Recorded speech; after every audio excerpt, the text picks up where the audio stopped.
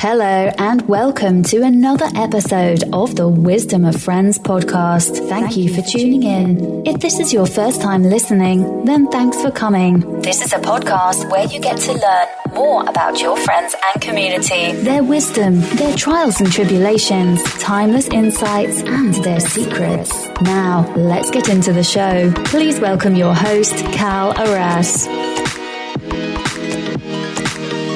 Hello, folks. Welcome to Season 3 of Wisdom of Friends. I'm your host, Cal Arras. And today I'm really excited to be introducing you to a very dear friend of mine. Her name is Stephanie Armstrong. Now, Stephanie is a coach specializing in working with moms and teens, helping families come of age together. She has walked through her own fires and has inspired hundreds of women with a radical transparency about her experiences. As a former it girl who seemingly had it all but was secretly crumbling on the inside, she knows the heavy burden of teenage years and perfectionism, and also knows the joy that comes from discovering the whole self. After realizing that her experiences could help others, Stephanie began speaking in schools and conferences around the country. She has since spoken to over 200,000 teen girls, parents, and experts about self-esteem and body image, among other important issues for women and girls. Her formal training includes a master's degree in executive leadership from the University of San Diego and coaching training with the Coactive Institute. Friends, this is a fascinating conversation where Stephanie talks about her journey from corporate America to becoming a coach and starting her own nonprofit organization, The Heart of Leadership. This episode's been filled with a lot of golden nuggets. I hope you enjoyed as much as I did. So without further ado, let's welcome the one and only Stephanie Armstrong.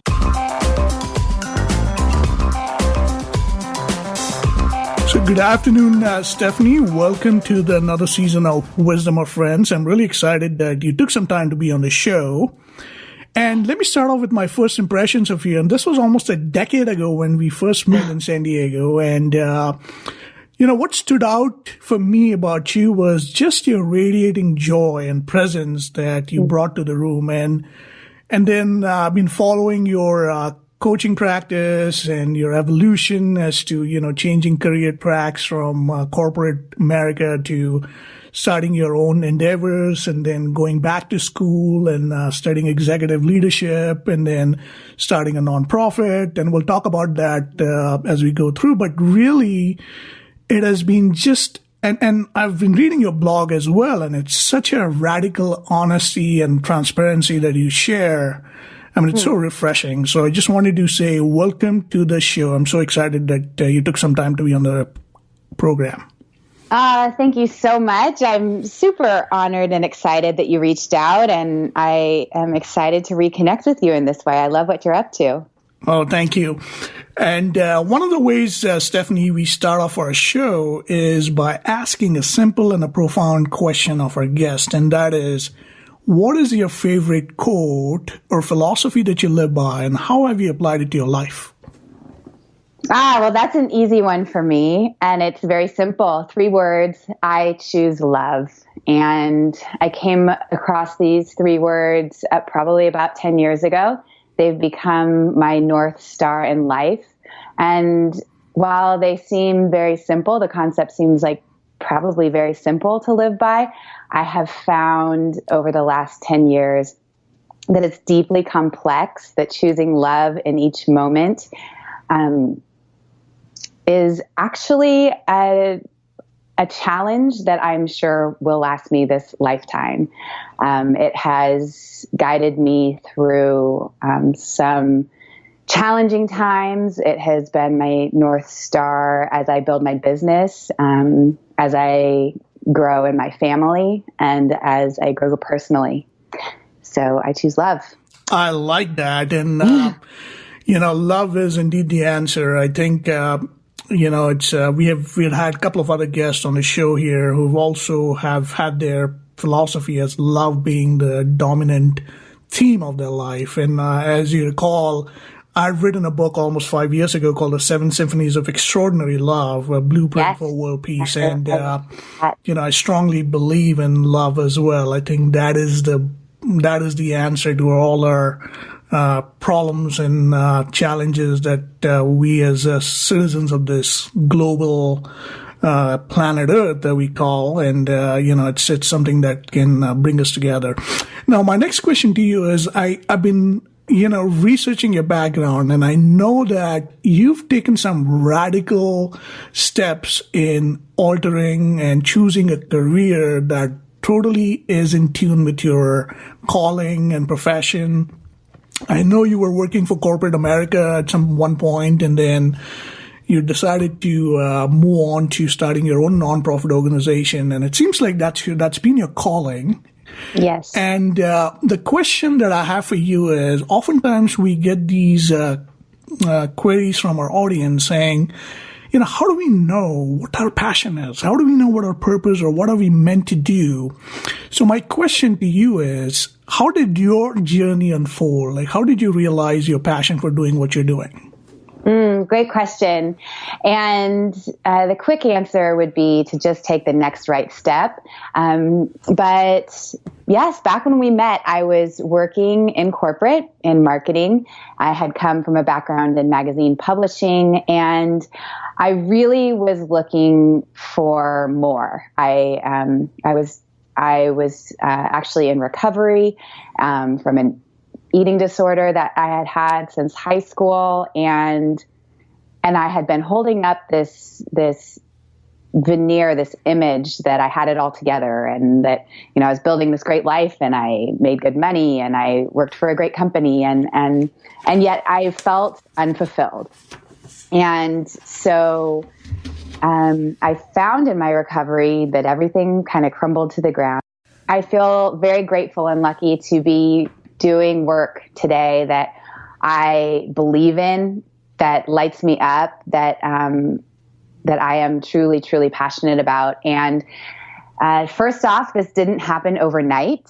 This has been a 10-year journey. This has maybe been a journey that's even longer than that. But how I started was taking the next right step. I was working in corporate America. I was feeling like there was just something more to life. Like I had a lot of the things that were those check marks of things that look good or what we're supposed to do and accomplish. And I still felt this yearning. And so I was having a conversation with my boss at the time, the marketing director at the corporation I was working with. And I was telling her this, and I was just very honest. And she said, I think there's an organization that you might like. She was asking me what I wanted to do, and I told her that I had an idea that I wanted to work with teen girls. And I started, through that conversation, volunteering with an organization in San Diego that did these big leadership-oriented events for teen girls in the area. And one thing led to another.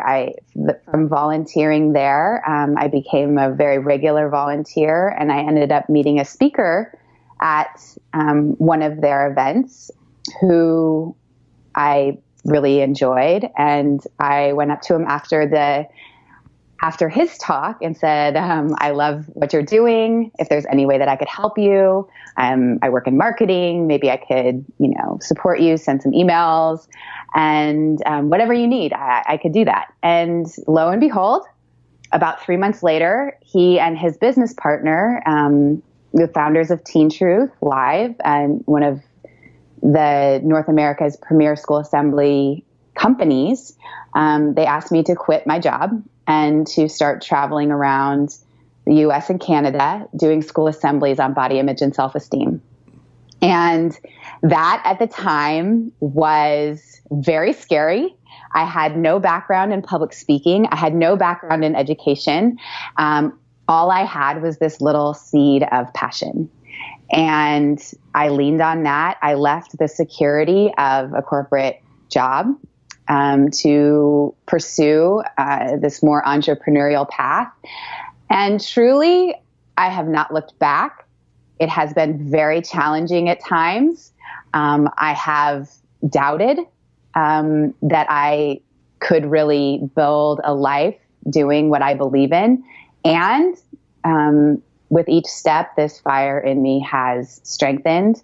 And in 2013, I started my nonprofit, Heart of Leadership in San Diego, which had a few wonderful years serving the teen girls and adult women mentors in that community, helping girls to navigate the pressures of our achievement culture so that they can truly rise as leaders in our world and in our communities, and that they can build vibrant and sustainable futures. So I have found, to my delight and somewhat surprised, that even as a new mom, I have a 1-year-old daughter, and I've noticed that, a month, 3 weeks into her life, I was feeling that fire in me still to go back to the work, to be present to my life as a mom, and to keep kindling the fire of my work. So I'm very grateful to be on this path. Great. Excellent. That's such a beautiful share right there. And I think a couple of lessons that I think our audience can take away from your sharing here is one, that you don't need to know exactly how it's all going to unfold before taking the first step. You just got to follow your inspiration. And absolutely. And secondly, you got to be audacious. You got to be bold in taking that first step. In the sense, what you did was just incredible. I mean, you went and showed courage to have that conversation with your boss, and being vulnerable to say, this is what I really want to do. And what a blessing that she recommended this organization for you, where then you went and said, I'll be willing to do whatever you want me to do, like help out. And that led to new opportunities. And it's amazing as to like how just following your little bits of inspiration that we get in our lives, that can lead to a whole nother destiny. And you are a shining example of that. So thank you for sharing that. And for the audience here, Stephanie Armstrong is a coach, and she's specializes in working with moms and teens and helping families come of age together. She has walked through her own fires and has inspired hundreds of women with a radical transparency about her experiences. And so my question to you is, Stephanie, what did your parents do, and how did that shape your life growing up? So professionally, my father was an attorney, and my mom, she went back to school early on in my childhood, and mostly she was at home with us. She was supporting our family in fulfilling what we wanted to in the world. She was an English major, and I guess from a very young age, I wanted to be an English major and then an attorney. So I wanted to be like them. But what did they do to help, give me the foundation to build my life from? My parents were incredibly devoted. They really, truly gave my brother and I everything that they could, to whether it was, the best coaches to the best schools. They truly sacrificed for us. And I think the greatest lesson that I learned from them was around generosity and truly being of service. Like, they laid down their lives for us, and they still do. They're great grandparents, and I'm not going to paint a picture that it was always easy. I do the work that I do with teenagers because of the great opportunity and the great struggle that I experienced during my own teen years. And we went through the fire, my parents and I, at times, and they've stood by me through it, and they support my work, and they support who I am as a person and a mom. No, that is so beautiful. And I don't know if you recall this. This was like, we were sitting at a coffee shop in San Diego, and you were so excited that evening. And I asked you, like, Stephanie, what's going on? And you said, you just spoke to your dad, and he said that my daughter's going to change the world. And that really, lit you up. And I can, it's amazing that how far you've come, and you've definitely made them proud.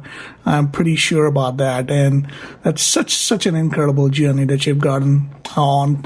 And so the other question that comes up is, having been through, this ebb and flow of life, when you look back at your life now, what would you say were some of the turning points in your life? Wow. I'd say the major turning point in my life was in 2006. I had my dream job, really. I was working at a startup Condé Nast magazine called Domino. I worked for the publisher. It was just so much fun. It was everything that as an English major I would have wanted. And I was about to get married to my high school sweetheart. I was engaged to a wonderful man who I had been together with for a number of years. I loved him very much. And I was moving to San Diego to join him where he lived. And by most accounts, my life was great. I was doing, and I had all of the things that one should do and have to be happy. And I faced myself. I looked myself in the mirror and really realized that I was not happy. I had been harboring an eating disorder for 10 years. That had grown out of my high school experience and my life as a very intensely competitive swimmer. I had kept it a secret, and I chose to tell my then fiance about it, who helped me start to get the help that I needed to get well. And it was in facing this very painful path of recovery that my entire life fell apart. My fiance and I broke up. I ended up changing jobs. I lost the group of friends that I had from high school had chosen to go a separate way. And I really did feel like I had lost everything in life. And it was I was on the ground. I had hit the bottom. And from that place, I started to put back my life in a new way. I started to order things in a way that really mattered to me. I did the very hard work to face some of my own demons and some of the things that I wasn't proud of, or things that I wasn't doing as well as I'd like to. And so that was my real reckoning. So the biggest turning point in my life was facing the dark parts of myself and integrating them to become who I am today. No, that is indeed great. And I'm looking at your bio here, and you mentioned that as a former it girl who seemingly had it all, but was secretly crumbling on the inside, and she knows the heavy burden of teenage years and perfectionism, and also knows the joy that comes from discovering the whole self. And seems like that must have been the phase that you went through when you had that little bit of reckoning, if you will, as you said. So how did you build back your life? What lessons, or how did you overcome it? And what can you share with our audience who could be listening to this and going through a similar crisis or situation of that sort, and they are looking for inspiration? Great question. And the short answer is, again, it's what is the next right step? I think whether you're looking for what's my great passion in life, or how am I going to get through this great challenge? How am I going to get myself out of this hole? we tend to need to want to know all the answers, and life just doesn't give us those. So in each moment, in each day, it's what can I do now? And that's what I did. And my process took a good 10 years. I'm realizing today in September of 2017 that, it's only in the last couple years that I've really started to feel really sturdy in my foundation, that I feel fully recovered from my eating disorder, and in a way that it's not something that is in my life and my thinking anymore. So, we want these things to happen overnight. I know I did. I wanted to start the nonprofit overnight. I wanted to have a life that I was passionate about overnight. I know as a 20-something, I wanted to, have a career that I really believed in overnight. And it's really been having the resilience and the patience and the steadfastness to do what needs to be done each day.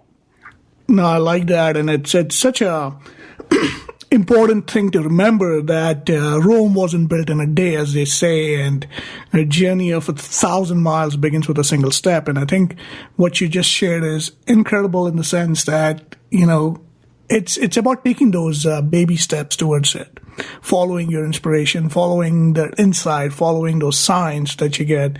And sometimes it can take a decade for like these radical shifts that we want to kind of have in our life. And that's so great. So my next question to you is, taking a step down the memory lane here, and who were your mentors growing up, or whom did you look up to that you wanted to emulate, and what specifically about these people fascinated you? Well, I'll tell you about two people. The first was Summer Sanders. She was an Olympic swimmer. She went to Stanford. And as a little girl, I just thought she was everything.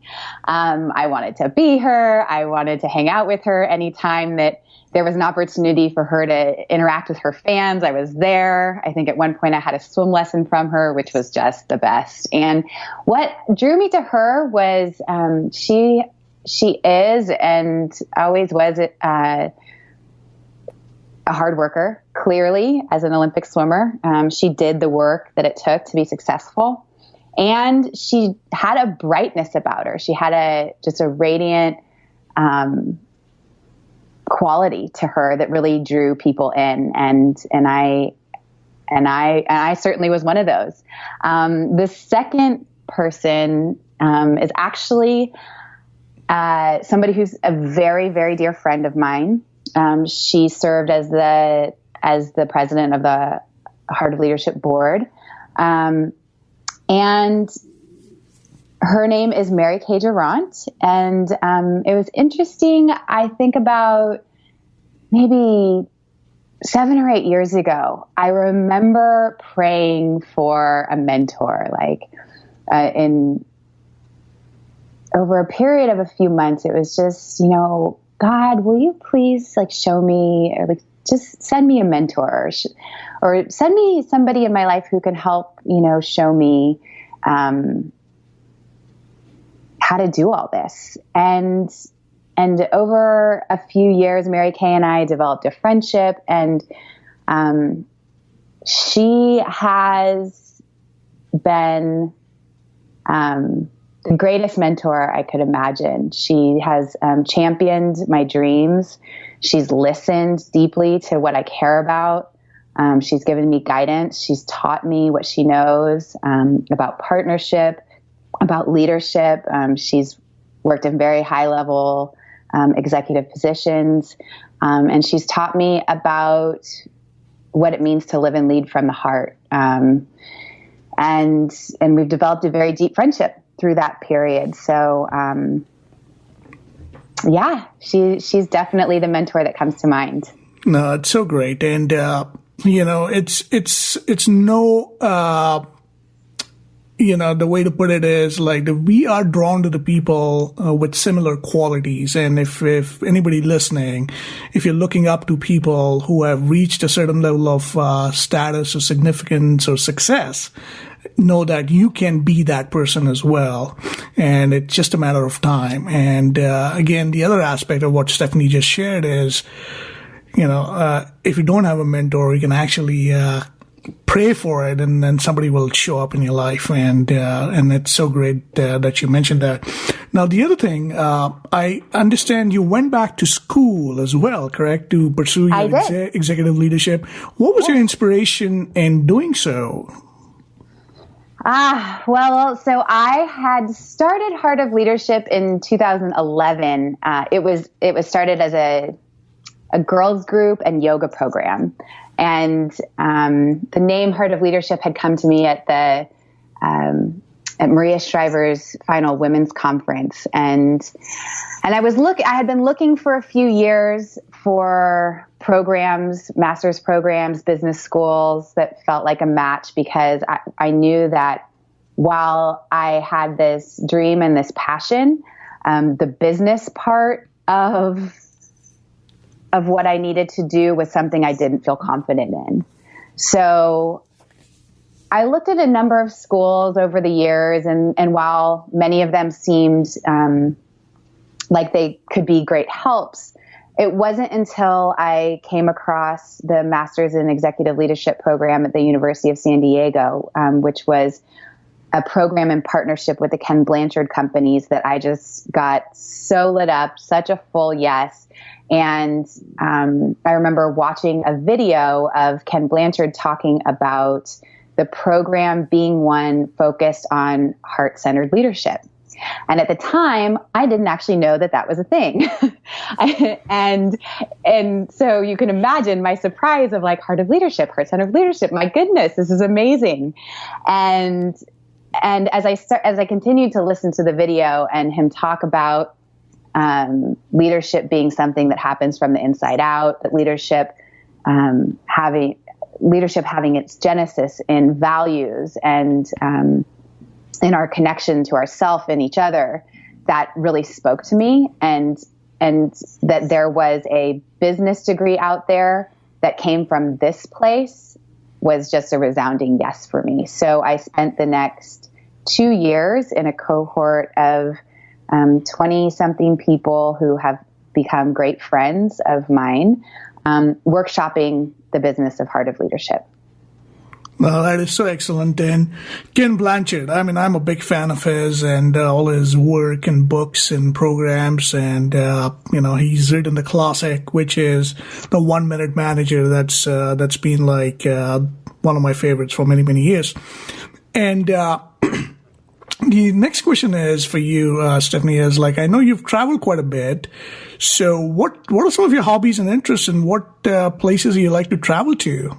Yes, travel is absolutely a hobby and interest of mine.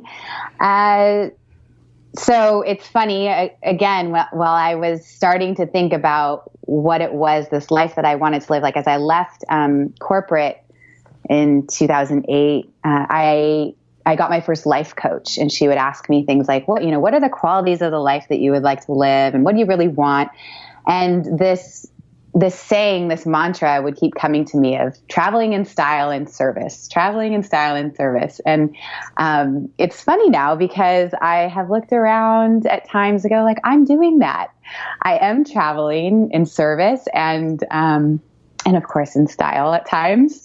And so I got to travel all over the US and Canada and out to Asia when I was speaking.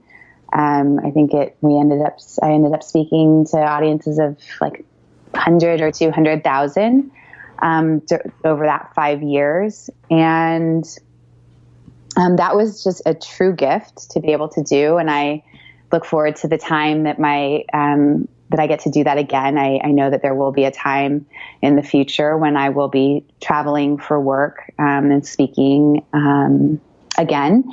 And then hobby wise, my husband and I love to travel. Insofar as we have chosen to, over the next 9 months, move to Todos Santos, Mexico. It's a place that calls to both of us. The surfing, the arts, the culture there, have all been very inviting to us in past trips. So we'll be going there while our daughter is, learning language and, just we'll get to acclimate to a new culture. So we do love to travel. I recently picked up surfing. I spend a lot of time outdoors hiking around our home in Marin, which is where I'm based full time. And gosh, you're still practicing yoga and. I do. I do. I don't necessarily go to a lot of yoga classes, but I look at the practice of yoga as something that is integrated into my life. And I'll practice at home. In Marin, I did a lot of Soul Cycle, and I read a ton. I have my new Kindle. I'm always reading. I'm always listening to a podcast. I just have a thirst for learning and development. So I'd say those are probably the biggest hobbies of mine. Great. And talking about reading, any books that you'd like to recommend for our audience? Any books that you've read over and over again and have gifted it to people in your life? So many, yes. I recently gifted All About Love by Bell Hooks. Anything by Brene Brown. I'm currently reading her new book, Braving the Wilderness. I thought Love Warrior by Glennon Doyle was radically transparent and very groundbreaking in that way. I recently listened again to Big Magic, which is a great support in anyone that wants to be courageous in their creativity. And The Artist's Way is a process that I've been through a couple times now that it has also helped with getting those creative juices going. And I would say definitely weekly, if not daily, I am reading my Bible. Now, these are great books, some of my favorites as well, the morning pages. And we'll include all of that in our show notes for the benefit of the audience. My next question to you, Stephanie, is now having seen life, having traveled, having experienced the ebb and flow of life, what would you say is your definition of a successful life or a good life? Definition of a successful life.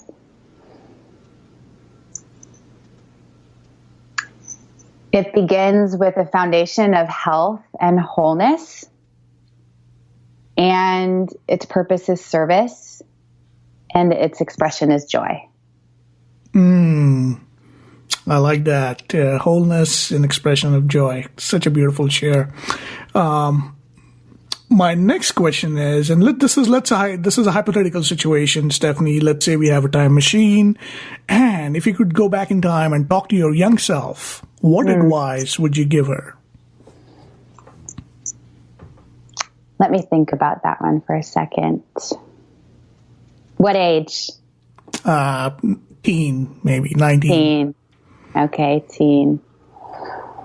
The advice that I would give my teen self is, first, I so see how hard you work. You are a hard and dedicated worker. You're talented, and I recognize how committed you are to achieving the results that you want to achieve. I'd also say that although I know that it's the scariest thing in the world for you, please find that person, the one or two people in your life who you can totally be yourself with and that you can share your challenges with, who can help help you through your challenges. If you need to, pray for that mentor, or find that mentor in your life who will accept you and who does accept you exactly as you are, because those people are out there. Along those lines, like, life is not meant to be done alone, and it is in secrecy and isolation that darkness festers, that our pain festers, and that when we bring it out into the light and share it, when we are able to share what we're going through with safe people, with people that we trust, that our pain can no longer fester, and that we really can be set free. And the last would be, and I don't think I would have listened to myself, but I would tell myself to take time to relax and to enjoy life. Like, life is long, but you have plenty of time to have a job or multiple jobs, and that some of the greatest parts of youthfulness is play, and allow yourself that. Wow. I like that. That's beautiful.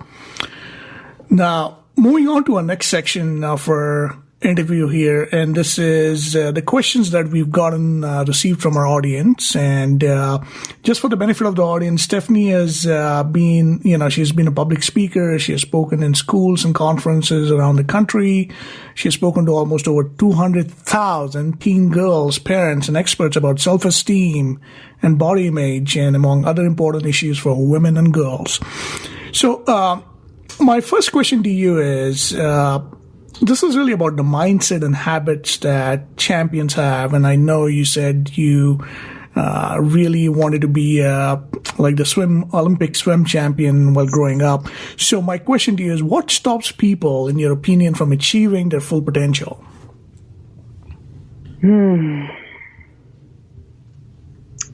What stops people in achieving their full potential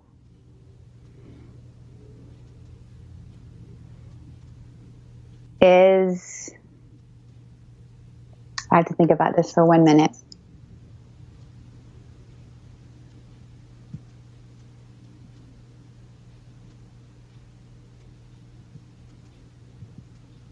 What stops people in achieving their full potential is not building a sustainable life. So when we're talking about workaholics, or for me as a young swimmer, was just so single focused on my practices and my competition and my swimming career that I lost sight of who I was as a whole person. So I started to ignore other fears I had, other insecurities I had, unhealth that I was experiencing, even injuries that I had, I was trying to swim through. And our bodies are full, are genius, and they're constantly speaking to us and telling us what we need. So I really do believe that to be successful, we need to be honest with ourselves, building from a healthy, whole foundation. I like that. And I think it's so true because, you can only go so far with a single pointed focus and not care about other areas of our life. Because when we look at our lives, there are literally, there are many dimensions to life, but the four that come to mind is, our spiritual dimension, our mental and intellectual dimension, our emotional dimension, and of course our physical health. So ignoring any of those aspects of life can be really challenging in pursuit of what our mission is, what our purpose is. So that's such a great point. My next question to you is, what is the biggest lesson or insight that you've learned about life, or what was the best piece of advice that you've received? Slow down. Just slow down. Whether I'm in a stressful situation and I don't know how to react, slow down. If I'm watching my daughter crawl around and just discover the world, slow down. enjoy it, be present, savor the moment. And the one time that really comes into focus the most is on our wedding day. People say that day goes so fast, and I made the real intention, the conscious choice prior to that day to be present to each moment that I could. And I really did feel like I was able to soak it in. So yeah, slow down and choose to be present as much as we can. I like that, living in the present moment and slowing it down. That's so true and such a valuable insight. My next question to you, Stephanie, is I know you're also a coach, and life coaching can be one of the best investments that we can make for our lives. I know you've had a coach, I've had a coach, and it really, really pays big dividends.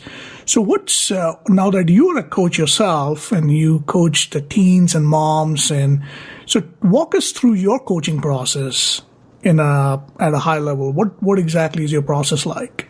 Yes, absolutely. So for starters, coaching is a co-creative process. It's a partnership between myself and my client. So each one of my coaching relationships looks different because the client brings what they need and what they want, their current skill sets and who they are. And we together create the most beneficial partnership. That looks like, with some people, I'm coaching on the phone. We have 40-minute to an hour and 15-minute sessions once a week or once every other week. I am also now building a customized mother and daughter retreat. For instance, I have one coming up in a couple weeks where a mother and a daughter will come from another state, and we'll do a real in-depth deep dive with them to help strengthen that bond as the teen enters high school. And then the other coaching that I'll do is group facilitation. I find that especially for teens, like the groups work so well because what girls find when they come together from different schools or different friend groups is that they all have a similar experience with some of the things that they're going through, and just knowing that they're not alone can give them a freedom and confidence to take new chances, to use their voice, and to really pursue what matters most to them in their lives. No, that is so great. And also, you provide coaching to teen girls and moms and also mentors. Is that correct? Yes, that is correct. And that birthed out of my work with Heart of Leadership. One of the surprises that I found was that when I started working with teens, many other adult women came to me because they also wanted to work with teens.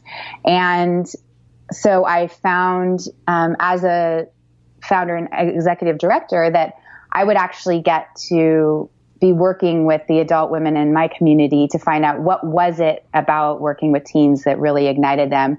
What did they want to share? What gifts did they have to bring? And through that found a coaching process. And that has formalized some now that I am focusing on my one-on-one coaching, where if there is a woman who already works with teens or has it on her heart that she wants to start an organization or a program for teens in her community, that I help her bring that to life in the ways that matter to her. No, that's so great. And then what special advice would you give to teen girls and young women who are hungry for the same kind of transformation that you've experienced in your life? What advice would I give to teen girls?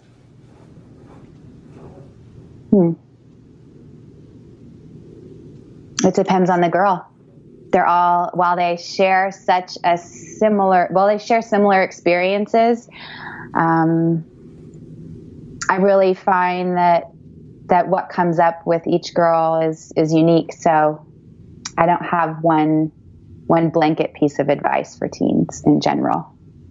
Okay, fair enough. And those who want to find out more about Stephanie, you can go to her website. It's ichooselove.com. And you can look at some of the coaching offerings that she has on her site. Moving on to our next section. This is the rapid fire round section, Stephanie. This is where I'm going to ask you a bunch of quick questions, and it's the first response that comes to your mind. And of course, if you want to elaborate on it, feel free to do so. But again, this is the rapid fire round. So are you ready? Great. Ready. All right. So the first question for you is, who's your favorite music band? Dave Matthews. What color describes you best? Yellow. Do you believe in magic? Yes, absolutely. If you could have witnessed one event in history, what would that be? Oh, good question.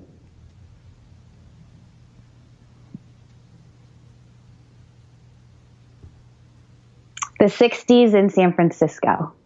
The 5 most important things in life, according to you.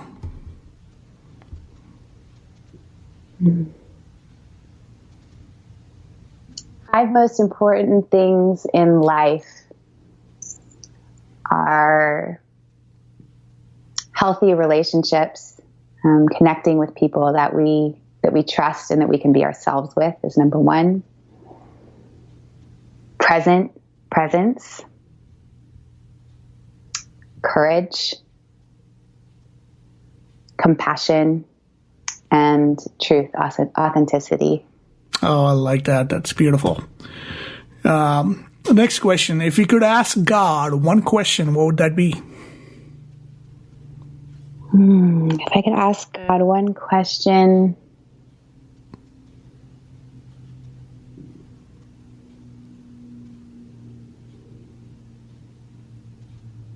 it would be the question that I ask often. Where would you have me go? What would you have me do? What would you have me say, and to whom?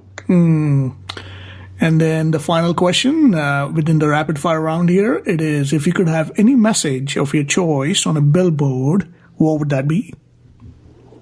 Choose love. That's your life's theme. That's your life's through line. I choose love. I love that. Yep.